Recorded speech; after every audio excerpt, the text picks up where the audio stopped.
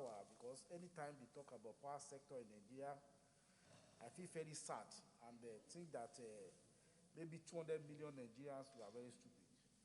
Yes, arguments have been canvassed as to do we review the agreement. Even as the national parliament that is scheduled with appropriation, have we looked at even copies of all these agreements and the several interpretations that are bandied around? Yes, I know there are watertight agreements. I also know too that agreement does not play obligation on one side of a party. If there are competencies agreements, issues about whether there has not been fundamental breach of even that agreement by the people that are holding us will have to be examined. So I want to say, with respect, whatever we are doing as a parliament, let us get copies of all those agreements. Let us get people who are experts to give us an independent assessment and interpretation, clause by clause, of those, whether we can have exculpatory causes.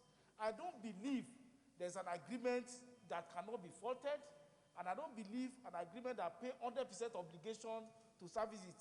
As it were now, whether it is $1.5 billion or $3.5 billion, I want to say that not only in our generation we will not have electricity in Nigeria, even unborn generation of Nigeria can never get electricity. So it is not for now. Part of going forward is that let the parliament, as the sovereign body of the Nigerian people, have a copies of every agreement, whether sub-agreement or so related to this. Let us get other opinion about it. Everybody will just come. If you breach this agreement, it will be like this. I have worked in corporate environment before, and I've known that fundamental agreement have been breached, and even when there are penalty clauses and liquidated damages, they never take cooperative because we have a defense to be able to do so. But for now, some of us are hampered.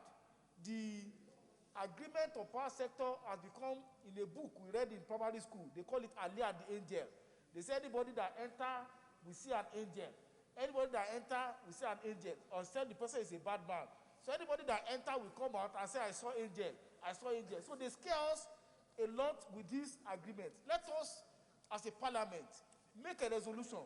Let us have copy of this. Let us have independent, legal, and international opinion on this, and see what obligations do we even have, and not the say-so of people who benefit. Most of the people that are benefiting from this morass are the ones that will come and tell us, if you do this thing will happen. Are they doing their obligations? Every day, we spend a lot of money on diesel for those who can afford. Those who cannot afford, you cannot run any economy. You can't even be a barber in Nigeria or an hairdresser without spending money on energy. Please, in the light of genuine commitment, not only to ourselves, to the generation unborn, we must get solution to this problem and this problem now. Please, and that is my submission. Okay, about agreement. When we get the agreement, we will look at it, what are the obligations of the parties, and then for the period that is implemented, are all parties, have they been fulfilling their obligations? And what are the possibility of termination of those agreements on the legal ground that will not involve liability if it is possible? Then if there will be legal liability, what is the extent of our liability? Those are the issues that we need to look at. I want to play the devil's advocate.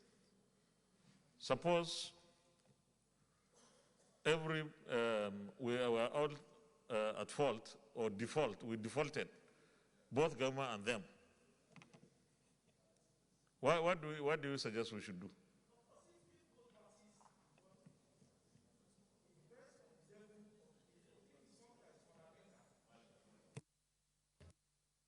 If the breach by either party are fundamental, either party may decide to repudiate the contract. So that when the other party is challenging that the contract has been breached, you use the fact that repudiating factors has occurred, that you are no longer held to your own obligation.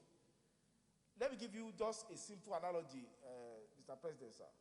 Assume I ask somebody that I want to buy an Honda SUV, and they supply me, drop something in front of my house, and the Honda SUV cannot even move, cannot go anywhere.